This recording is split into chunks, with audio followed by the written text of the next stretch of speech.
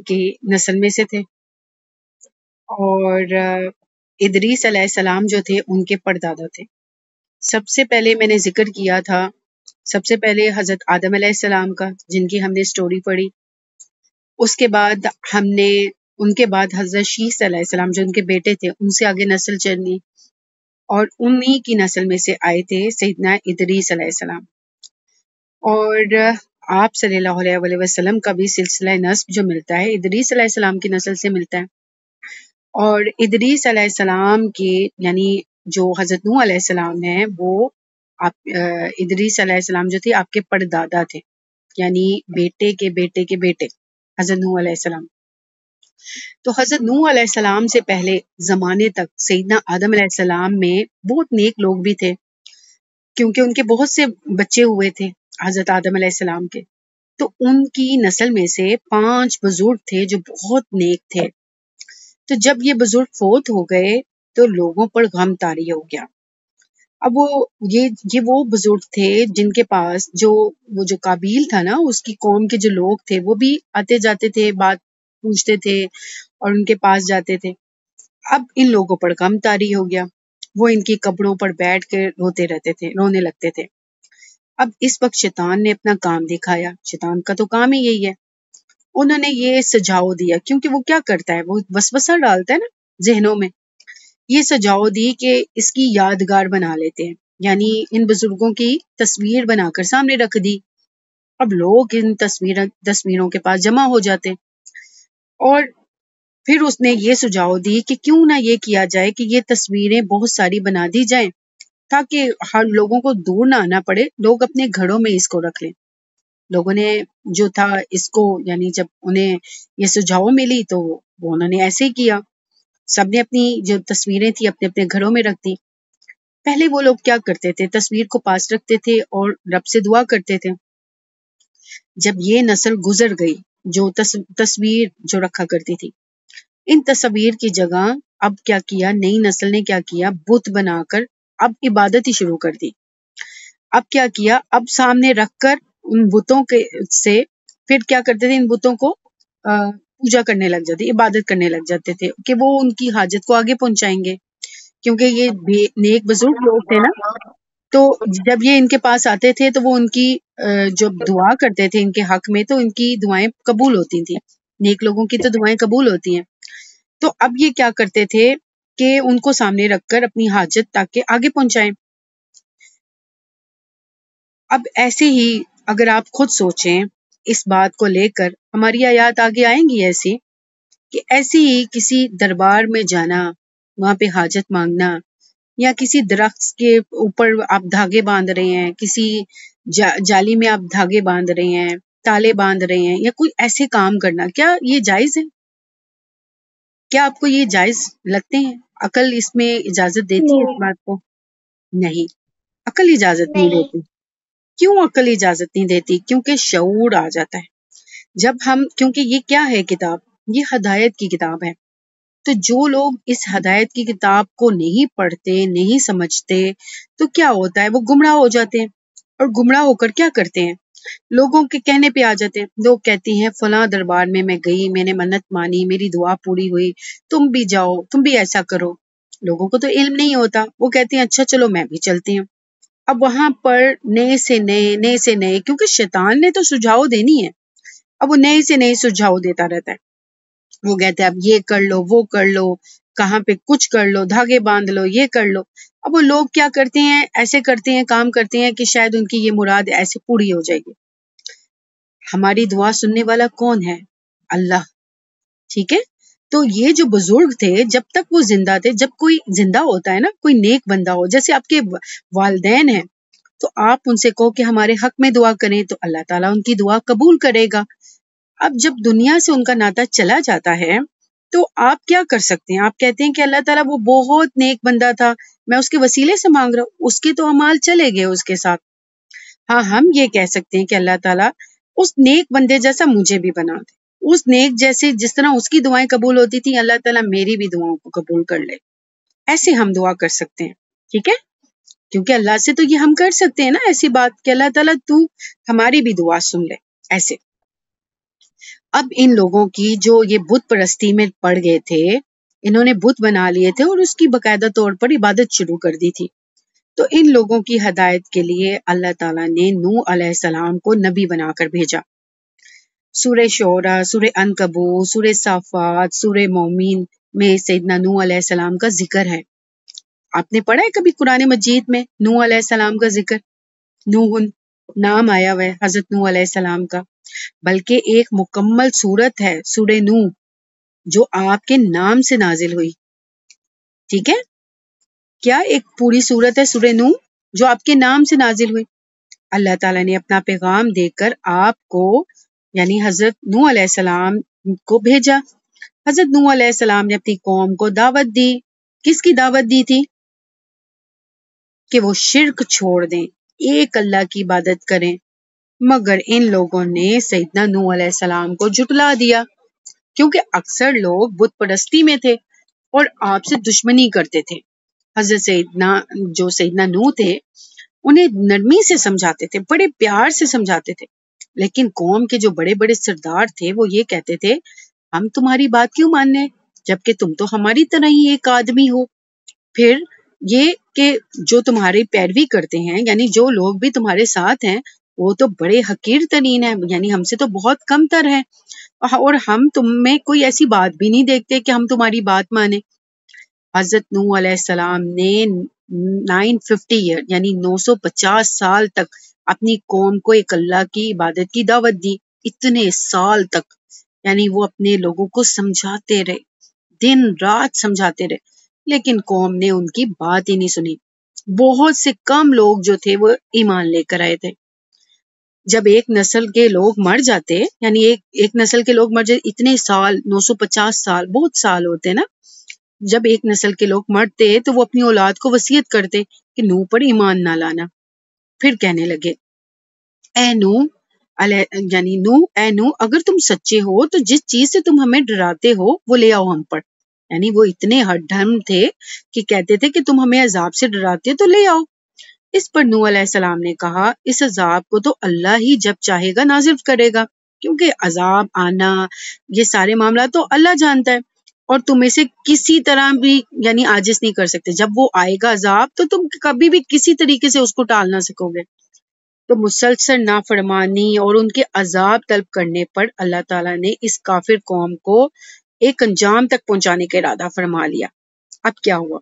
پھر حضرت نوح علیہ السلام کی طرف وہی فرمائی گئی کہ آپ کی قوم میں مزید لوگ ایمان نہیں لائیں گے. پھر آپ کو ایک کشتی بنانے کا حکم دیا گیا. اب وہ کشتی کیسی تھی؟ یہ دیکھیں، آپ کو ایک کشتی بنانے کا حکم دیا گیا. حضرت نوح علیہ السلام نے ایک کشتی اللہ کے حکم سے اور ہدایت کے مطابق لکڑی کے تختوں اور کیلوں سے بنانی شروع کی. لکڑی کے تختوں اور کیلوں سے بنانی شروع کی کشتی پہلی دفعہ. یعنی جب یہ کشتیاں آج کل کتنی بڑی بڑی چلتی ہیں تو سب سے پہلے حضرت نوح علیہ السلام نے اللہ کے حکم اور ہدایت کے مطابق لکڑی کے تختوں اور کیلوں سے بنانی شروع کی. حضرت نوح علیہ السلام جب کشتی بنا رہے تھے تو کافر قوم جو تھی ان کا مذاق اڑا رہی تھی. ان کا خیال یہ تھا کہ ہر طرف تو خشکی ہے، یہ کشتی کہاں چلے گی، خشکی میں تھوڑی چلتی ہے، پانی میں چلتی ہے. لیکن حضرت نوح علیہ السلام لوگوں کی باتوں کی پرواہ نہ کرتے ہوئے اللہ کے حکم پر عمل کرتے ہوئے کشتی بناتے رہے. اللہ تعالیٰ نے فرمایا تو ہماری آنکھوں کے سامنے اور ہماری وحی کے مطابق ایک کشتی بنا اور مجھ سے ان لوگوں کے متعلق بات مت کرنا جنہوں نے ظلم کیا، بے شک انہیں غرق کر دیا جائے گا. کیونکہ اللہ تعالیٰ نے حضرت نوح علیہ السلام کو کہہ دیا تھا کہ سب کو غرق کر دیا جائے گا جو ایمان نہیں لایا. جب عذاب کا وقت قریب آیا تو اللہ تعالیٰ نے حکم دیا نوح علیہ السلام کو کہ اپنے گھر والوں کو اور جو ایمان والے ہیں ان کو اور جانوروں کا ایک ایک جوڑا لے کر اس کشتی میں سوار ہو جاؤ. اب جانور جتنے بھی جانور تھے ان کا ایک ایک جوڑا لے لیا گیا. اللہ کے حکم سے کیا ہوا، زمین میں بھی پانی ابلنے لگا، یعنی زمین کے اندر سے پانی نکلنے لگا اور آسمان سے بھی پانی برسنے لگا. پانی طوفان بن گیا، جیسے پہاڑ ہوتے نا پہاڑ جیسی موجیں اٹھنے لگی.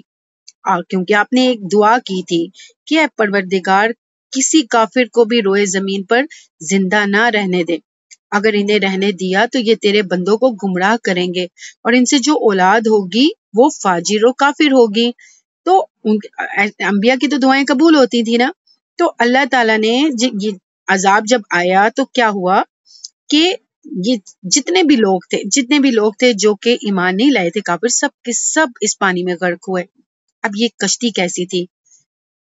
بعض کے مطابق یہ 80 ہاتھ لمبی کشتی تھی اور ہدایت دی گئی تھی کہ اندر اور باہر تار کوڑ لگائیں. تار کوڑ ایک ہوتا ہے جس میں یہ مضبوطی رہے، اور اس کا اگلا حصہ خمدار بنائیں تاکہ یہ پانی کو چیرتی ہوئی نکل سکے. خمدار جیسے تکون ہوتی ہے ویسے. اور ایک روایت کے مطابق 300 ہاتھ لمبی تھی اور 50 ہاتھ چوڑی تھی. اس کی 3 منزلیں تھیں، لائک بلڈنگز ہوتی ہے نا، لائک اس طرح اس کی 3 منزلیں تھی. ہر منزل جو تھی 10 ہاتھ بلند تھی، یعنی ایک 2 اور 3 اس طریقے سے.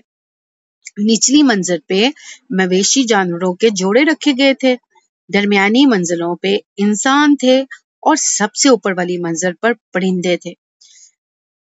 اب کشتی میں کل کتنے آدمی سوار ہوئے تھے، اس میں بھی مختلف روایت ملتی ہے. کچھ کے نزدیک کہتے ہیں صرف 80 آدمی تھے اور کچھ کے نزدیک کہتے ہیں کہ 72 تھے. خیر، کیونکہ حضرت نوح علیہ السلام نے بہت عرصے تک لوگوں کو ہدایت کی دعوت دی لیکن بہت کم لوگ ایمان لائے تھے. حضرت نوح علیہ السلام کے 3 بیٹے کشتی میں سوار تھے لیکن ایک بیٹا جو تھا وہ کشتی سے باہر تھا. حضرت نوح علیہ السلام نے اسے آواز دی. اس نے کہا کہ اگر پانی اوپر آئے تو میں پہاڑ پر چڑھ جاؤں گا. اصل میں حضرت نوح علیہ السلام نے کہا آج اللہ کے سوا کوئی بچانے والا نہیں. اچانک موج آئی اور ان کا وہ بیٹا جو کشتی پہ سوار نہیں ہوا دیگر کافروں کی طرح غرق ہو گیا. یہ بیٹے کا نام تھا کنعان، جو ایمان نہیں لایا تھا، وہ بھی ان کافروں کے ساتھ غرق ہو گیا. سیدنا نوح علیہ السلام کی دعوت نہ ماننے والے سب کے سب غرق ہو گئے. جب طوفان کے اختتام کا وقت آیا تو اللہ نے زمین کو پانی نکلنے کا کہا کہ اے پانی تو یعنی اے زمین تو پانی نگل لے.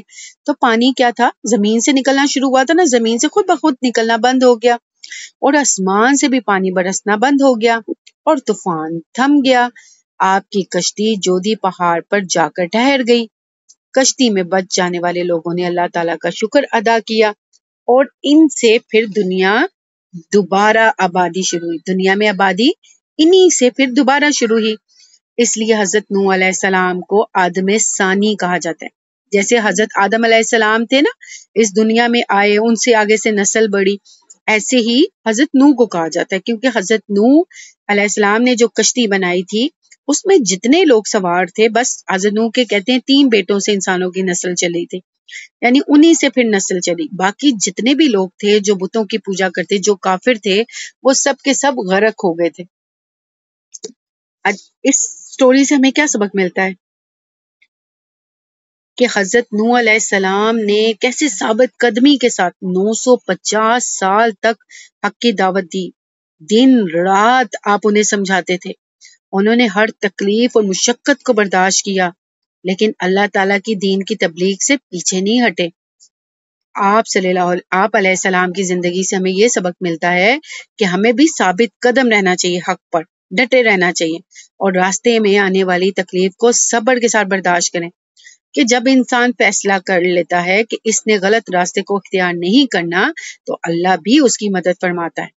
تو جب انسان فیصلہ کرتا ہے کہ اس نے غلط راستہ ہی اختیار کرنا ہے تو اللہ پھر اس کی رسی چھوڑ دیتا ہے، یعنی ڈھیل دے دیتا ہے اس کو. یہ ہم نے پڑھا تھا نا کافروں کا اور مومنین کا کہ کیا معاملہ تھا، کہ وہ کیا کرتے تھے منافق، کہ وہ غلط راستہ اختیار کرتے تھے. تو اللہ تعالیٰ نے، کیونکہ اللہ تعالیٰ نے بندوں کو اختیار دیا ہے، جو چاہتا ہے ہدایت تو اللہ تعالیٰ اسے ہدایت دیتا ہے. اس سٹوری سے کیا سبق ملا ہمیں؟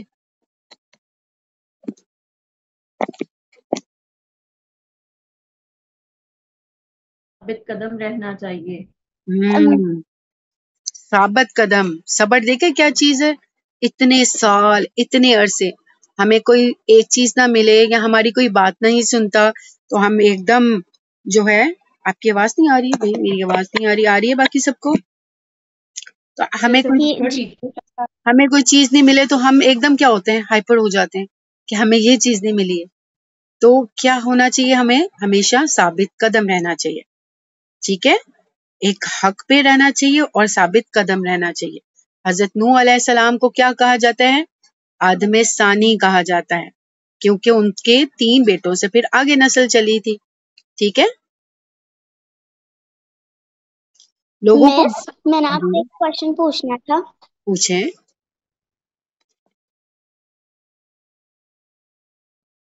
پوچھیں بیٹا. مس ہم ثابت قدم کیسے رکھ سکتے ہیں؟ ثابت قدم پیشنٹس کو کہتے ہیں. ثابت قدم کہتے ہیں ہم جمے رہنا کسی چیز پر.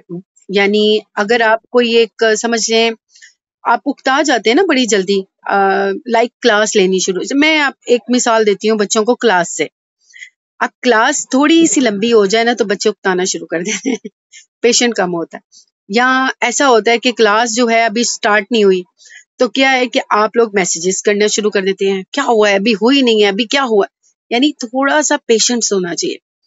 آپ 5 منٹس لیٹ یا 5 منٹ پہلے آپ دیکھ لیں، اسے کہتے ہیں پیشنٹ.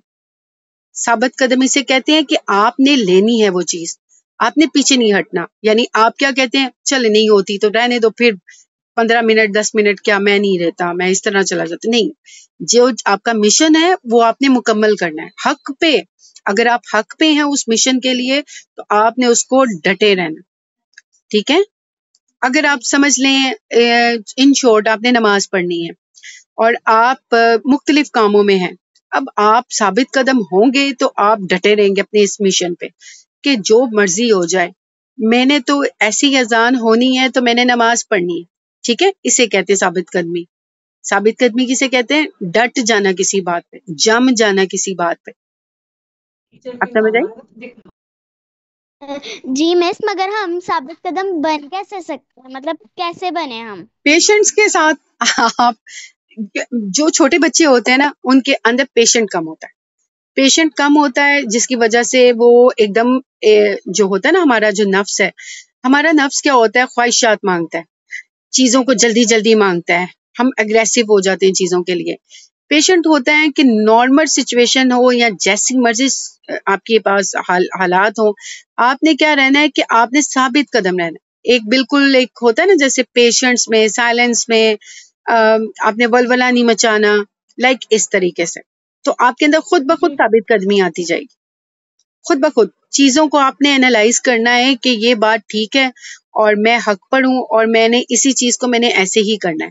اگر آپ کو اگر آپ کو سمجھ جائیں کہ آپ کو کوئی ہٹانا چاہے، اچھا اب آپ نماز کے لیے ثابت قدم کیسے رہیں گے مجھے یہ بتائیں. آپ جا رہے ہیں وضو کر رہے ہیں، ٹھیک ہے، اب آپ ڈٹ گئے ہیں کہ آپ نے وضو کر کے نماز پڑھنی ہے.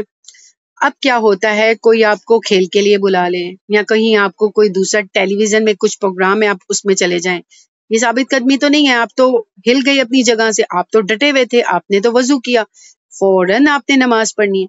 اب وہ کیا ہے کہ آپ نے اپنے کام پر ڈٹ جانا ہے کہ اب میں نے وضو کیا، میں نے نماز پڑھنی ہے اور اپنا کام ختم کرنا ہے اور عاجزی کے ساتھ پڑھ کر اپنے باقی کے کام کرنے. یعنی اس سے پہلے اس بیچ میں آپ نے اس کسی دوسری چیز کو نہیں لینا. یہ اسے کہتے ہیں.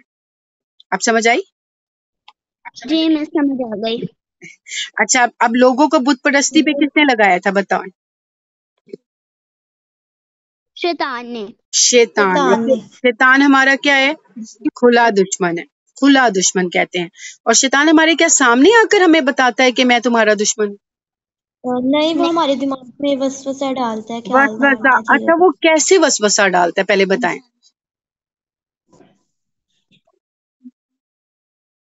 وسوسہ کیسے ڈالتا ہے؟ ہمارے نفس ہے نا، نفس خیالات میں کیسے آتا ہے وہ؟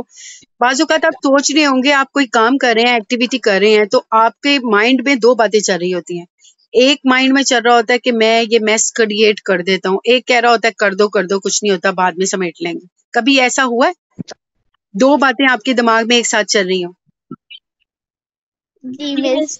ایسا ہوا ہے کہ آپ کہیں کہ میں چڑا لیتی ہوں اس کی چیز، ایک دفعہ آپ کو دل کرے کہ نہیں چڑانی، یہ غلط ہے چیز. جو غلط آپ کو لگ رہا ہے وہ آپ کا انر، آپ کا نفس جو ہوتا ہے نا امارہ، وہ آپ کو غلط کام کرنے پہ ابھارتا ہے. یہ ہمارا نفس ہی ہے جو اس شیطان کے وسوسے سے لڑتا ہے. ہم خود کیسے مقابلہ کریں؟ ہم مار تو نہیں سکتے ہم اسے، ہم کچھ بھی نہیں کر سکتے. ہم اپنے نفس کو اتنا ڈٹرمائن کر لیں، اتنا مضبوط کر لیں کہ جو مرضی کہ یہ بات حق ہے، میں نے یہ کام کرنا ہے، بس اس پہ جم گئے ہم، اس پہ ثابت قدم رہے ہم. شیطان خود بخود رستے سے نکل جاتا ہے کہ یہ تو بھائی میں نے تو بہت آ کے وار کر لیے، یہ تو میرے قابو میں نہیں آ رہا. ہم اس کا مقابلہ بھی اپنے نفس کے ذریعے ہی کر سکتے ہیں، اس کو مضبوط کر کے، ثابت قدم رہ کے. حضرت نوح علیہ السلام نے کتنے سال تک تبلیغ کی تھی، یہ بتائیں؟ کتنے سال تک دعوت دی؟ 950 ایئر، 950 سال. آپ کو پتہ ہے یہ ایج کس کی تھی؟ حضرت آدم علیہ السلام کی عمر تھی اتنی، اور 950 سال تک آپ تبلیغ کرتے رہے، دین کی باتیں بتاتے رہے. اللہ تعالیٰ کے حکم سے کشتی کس نے بنائی تھی؟ اللہ تعالیٰ کی قدرت کی کیا نشانی ہے کہ یہ کشتی لکڑی کی بنی ہوئی ہے، حالانکہ پانی ہر چیز نگل لیتا ہے، لیکن کیا ہے کشتی پھر بھی چلتی رہتی ہے سمندر کے اوپر. دیکھا ہے اللہ تعالیٰ کی یہ قدرت، موجیں آئیں، موجیں ہر چیز کو اپنی رپیٹ میں لے لیتی ہیں، چاہے بڑی سے بڑی کیوں نہ ہو. اور ایک واقعہ بھی تھا کہ ایک بہت بڑی کشتی کسی نے بنائی کہ یہ ڈوب ہی نہیں سکتی، اور اس کی وہ کشتی ڈوب گئی تھی، لائک ٹائٹینک بھی آپ دیکھیں. جس کو اللہ تعالیٰ چاہے تو اس کو غرق کر دے، اور جس کو اللہ تعالیٰ نے رکھنا ہو وہ سلامت رہتا ہے. حضرت نوح علیہ السلام کا لفظ کیا ہے؟ آدم ثانی، آدم ثانی، یعنی جیسے ان سے نسل چلی تھی حضرت آدم علیہ السلام سے، اس کے بعد حضرت نوح علیہ السلام سے نسل چلی. اور جو حضرت نوح علیہ السلام کی کشتی تھی وہ کہاں رکی تھی؟ جودی پہاڑ پہ. جودی پہاڑ پہ. حضرت نوح علیہ السلام کون تھے؟ اللہ کے نبی، اللہ تعالیٰ کے نبی تھے. اللہ تعالیٰ کے نبی، ٹھیک ہے. اچھا، یہ جو طوفان آیا تھا ان کی قوم پر، وہ کیسے آیا تھا؟ ہم زمین سے بھی پانی نکلنے لگ گیا تھا اور آسمان سے بھی. بارشیں ہوئی بہت تیز تیز، یعنی آسمان سے بھی پانی برسا، زمین نے بھی پانی اپنا اگلنا شروع کر دیا. ویری گڈ، ایکسیلنٹ، الحمدللہ. آج ہماری کہانی حضرت نوح علیہ السلام کی کمپلیٹ ہو گئی. اس کے بعد ہم نیکسٹ سٹوری پڑھیں گے انبیاء کی، کیسے انبیاء کو اللہ تعالیٰ نے ہماری ہدایت کے لیے بھیجا، اور انبیاء کی جو دعائیں تھیں وہ قبول بھی ہوتی تھیں. اور جب انبیاء عذاب کے ڈراوے دیتے تھے اور لوگ نہیں سنتے تھے تو پھر کیا ہوا؟ پھر اللہ تعالیٰ نے ایک وقت میں ایسا ہوا 950 سال تک وہ تبلیغ کرتے رہے.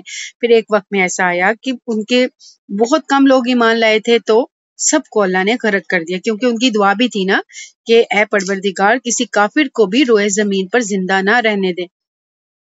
ٹھیک ہے، تو ان کی دعا بھی قبول ہو گئی اور کوئی کافر نہیں بچا تھا. بس وہی لوگ جو ان پر ایمان لائے اور جو اس کشتی میں سوار ہوئے، صرف وہی بچے تھے، اور انہی سے آگے نسل چلی تھی. انشاءاللہ نیکسٹ سٹوری کے ساتھ ہم نیکسٹ فرائیڈے کو پھر دوبارہ آئیں گے. اچھا، آپ ایکٹیویٹی گروپ میں کچھ کر رہے ہیں آپ؟ کیونکہ کام بہت زیادہ ہوتا ہے نا 4 ڈیز میں. جی جی. مس اگر مطلب سارے وہ ختم ہو گئے تھے جو کرتے تھے شرک، تو پھر ہندو کیسے آئے؟ مطلب بیٹا یہ جو باقی کی جو بچے تھے نا، تقریباً شیطان پیچھا نہیں نہ چھوڑتا، شیطان دل میں خیالات ڈالتا رہتا ہے. اب میں نے آپ کو بنی اسرائیل کا ایک واقعہ بتایا تھا، یہ کون تھے آپ کو پتہ ہے؟ انبیاء کی اولاد میں سے تھے. تو انبیاء کو تو سب پتا تھا نا کہ اللہ ایک ہے، اور انہوں نے اپنی اولادوں کو بھی بتایا تھا کہ اللہ تعالیٰ کی عبادت کرنی ہے. اب انہی لوگوں میں سے کیا کیا تھا انہوں نے؟ گائے کی، سونے کی گائے بنا کر اس کی پوجا شروع کر دی تھی. ایسا کیا تھا نا ان لوگوں نے، یہ انبیاء کی اولادوں میں سے تھے، اور اپنا مقام بھول گئے، کام بھول گئے، اور کیا تھا، شیطان کے وسوسے میں آ گئے. غلامی کی وجہ سے جو انسان جس کے بیچ رہتا ہے نا، اس کے تھوڑے تھوڑے سے اثرات رہتے. تبھی تو کہتے ہیں ہمیں گڈ کمپنیز رکھنی چاہیے. ہر انسان دوڑ میں نا، انسان کیا کرتا ہے؟ اب ہم کیا کرتے ہیں؟ ہم وسیلے بناتے ہیں، ہم خود کام نہیں کرتے. ہم کہتے ہیں ہم کیا چاہتے ہیں؟ ہیلپ چاہتے ہیں. اور کیا وہ کیا چاہتے ہیں؟ ہیلپ، کہ ہم خود کام کریں، اس میں خود ہم قرآن پڑھیں، اپنا خود ہم دیکھیں کہ قرآن ہمیں کیا کہتا ہے، پھر اس کے مطابق عمل کریں. ہم دوسروں کے پاس چلے جاتے ہیں، مولویوں کے پاس چلے جاتے ہیں. ہم کہتے ہیں کہ کوئی ہمیں کچھ بتا دے پڑھنے کے لیے، کوئی ہمیں کچھ دے دیں، یا ہم کسی مزار چلے جاتے ہیں، وہاں پر جا کے دعا کرتے ہیں، وہاں اللہ ہماری دعا قبول کر لے گا، تو یہ کیا چیزیں ہیں؟ یہ بھی تو شرک ہی ہے نا. شرک پہ کیا پتہ ہے آپ کو؟ شرک پہ صفات، جو آپ کو میں نے پہلے بتایا تھا نا، شرک پہ ذات ہوتا ہے، اور شرک پھر صفات ہوتا ہے، اور شرک پھر عبادہ ہوتی ہے. شرک عبادت میں ایسی شرک ہوتا ہے کہ جیسے کسی کو بت بنا کر اس کی عبادت شروع کر دی جائے، جو اللہ کی عبادت کرنی چاہیے. اور پھر اس کے بعد شرک پھر ذات کیا ہے کہ اللہ تعالیٰ کی ذات میں شریک ٹھہرایا جائے. جو عیسائی کرتے ہیں، کیا کہتے ہیں؟ حضرت عیسیٰ جو ہیں اللہ تعالیٰ کے نعوذ باللہ بیٹے ہیں، اور ان کو ان کے ساتھ ملاتے ہیں. تو حالانکہ وہ بھی نبی ہیں. اللہ تعالیٰ نے جیسے حضرت آدم علیہ السلام کو کہا ہو جا، وہ ہو گئے. فرشتوں کو بھی ایسے بنایا اللہ تعالیٰ نے. اللہ تعالیٰ جب کسی کام کا ارادہ کرتے ہیں تو کہتے ہیں ہو جا، اور وہ ہو جاتا ہے. ٹھیک ہے؟ تو اسی طریقے سے اللہ تعالیٰ نے حضرت عیسیٰ علیہ السلام کو بھی پیدا کیا، اور ایسے ہی جتنے بھی انبیاء آئے ہیں ان کو تھوڑی کوئی نہ کوئی نشانی دے کے بھیجا.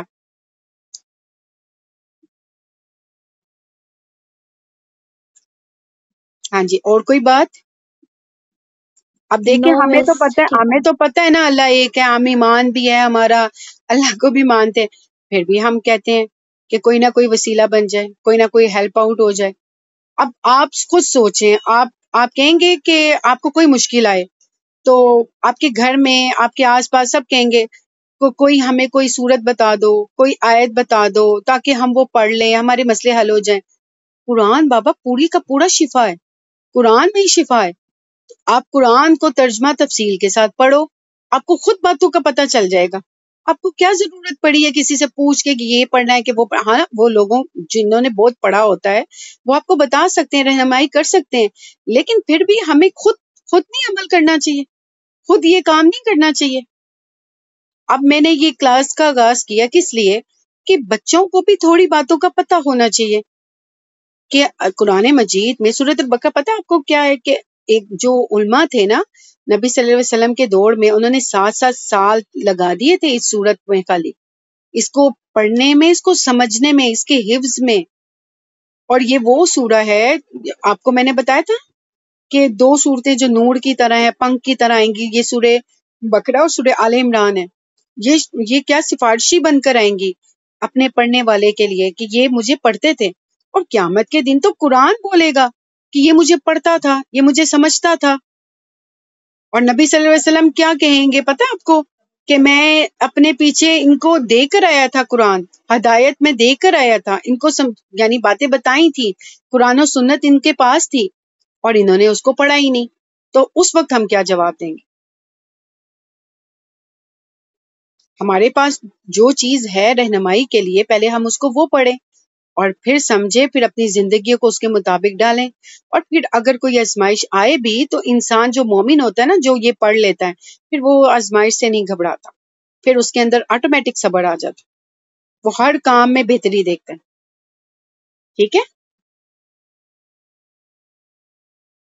اچھا، اب آپ مجھے یہ بتائیں، آپ ایکٹیویٹی میں کچھ کر رہے ہیں؟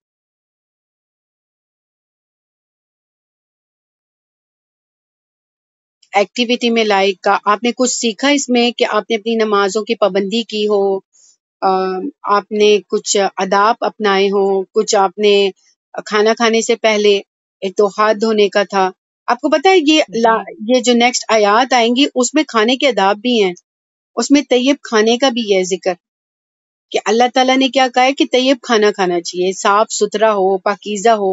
اس سے پتہ کیا ہوتا ہے؟ ہمارے جسم جو ہوتا ہے نا وہ سیٹ رہتا ہے، ہمیں سستی نہیں آتی. یہ ہمیں سستی پتہ کیوں آتی ہے؟ ہم جو غلط کھاتے ہیں نا وہ چیزیں، لائک جنک فوڈز ہو گیا، جو ہمیں صحت نہیں دیتی، الٹا نقصان دیتی. ہم بیمار ہوتے ہیں، گیسز رہتی ہیں، پیٹ میں رہتی ہے، دماغ میں رہتی ہے، اور ہم پھلتے پھولتے بھی نہیں ہیں. اس سے کیا ہوتا ہے کہ ہمیں کچھ سمجھ بھی نہیں آتی ہے، دل بیمار ہو جاتے ہیں نا پھر. اب ہمیں کیا روٹین بنانی چاہیے بتائیں؟ سنت پہ عمل کرنا کیوں ضروری ہے؟ آپ کو پتہ ہے نبی صلی اللہ علیہ وسلم نے سنت پہ عمل کر کے بتایا. ایک چھوٹی چھوٹی سی باتیں، ہم واش روم میں جاتے ہیں، واش روم کی ایک چھوٹی سی دعا ہے، اللہم انی اعوذ بک من الخبث والخبائث. ٹھیک ہے؟ کہ میں پناہ مانگتی ہوں یہ ناپاک جنوں اور جنیوں سے. ٹھیک ہے؟ اب یہ جو چیزیں ہوتی ہیں نا، جن ہمیں نظر نہیں آتے، لیکن ایسی جگہ جہاں پر اندھیرا ہوتا ہے، گندگی ہوتی ہے، وہاں پر ایسی چیزیں ہوتی ہیں. اب کیا ہے، اللہ یعنی ہمیں نبی صلی اللہ علیہ وسلم کی اگر ہم سنت پہ عمل کریں، ہم نے یہ دعا پڑھ لی، ہم نے کیا پڑھا، اللہم انی اعوذ بک، اے ہمارے رب میں نے پناہ لے لی تیری. اب پناہ لے لیں، جب اعوذ باللہ ہی پڑھ لیں تو ہم نے شیطان سے پناہ لے لی ہوتی. اب یہاں پہ ہم نے ان ناپاک جن اور جنیوں سے پناہ لی. اب آپ جاتے بھی ہیں واش روم میں تو کوئی مسئلے مسائل نہیں ہوتے، لیکن بہت سے لوگ ہیں جن کے ساتھ مسئلے مسائل کیا ہوتے ہیں، کیوں؟ انہیں سکھایا نہیں جاتا بچپن سے کہ آپ نے سنت پہ عمل کرنا ہے، آپ نے دعا پڑھنی ہے. کھانے کے آداب ہیں، بسم اللہ پڑھ کے جب بھی آپ کھائیں گے بسم اللہ پڑھ کے آپ کھانا پکائیں اور اس کے بغیر پکائیں. اس دن آپ خود چیک کریں، آپ نے کوئی بھی چیز بنائی ہے یا جو کوئی بھی کھانا کھایا، آپ خود اپنے اندر افیکٹ پیدا محسوس کریں گے کہ جب آپ نہیں پڑھتے تھے یا جب آپ پڑھتے تھے تو تب کیا ہوا. آپ کا جب نہیں پڑھتے تھے آپ بیجا کھائیں گے، آپ کا دل بھی خراب ہوگا، پیٹ خراب ہوگا. جس دن آپ نے پڑھی ہوگی نا، اس دن اس کھانے میں بھی برکت ہوگی اور اللہ تعالیٰ کا فضل بھی ہوگا، کرم بھی ہوگا. ٹھیک ہے؟ اور کسی کا کوئی یس سوال؟ مس. کیا کرنا چاہیے ہمیں؟ سب سے پہلے ہمارے یہ جو ہاتھ ہوتے ہیں نا، اب تو ٹیلی ویژن پہ بھی آتا ہے، وہ جرمز بنے ہوئے ہوتے ہیں، وہ کہتا ہے یہ ہاتھ نہیں دھوتا وہ آتا ہے نا ٹیلی ویژن کے اندر بھی ہوتا ہے، سیف گارڈ کی ایڈورٹائزنگ بھی آ رہی ہوتی ہے. تو آپ یہ کیا ہے، اگر ہم سنت پہ عمل کر لیں، ہاتھ دھو لیں، بسم اللہ پڑھ لیں، تو کیا ہے، وہ شیطان وہاں سے نکل جائے گا اور کھانا ہمارے لیے اچھا ہو جائے گا. بس سمپل یہ چھوٹی چھوٹی سی باتیں ہیں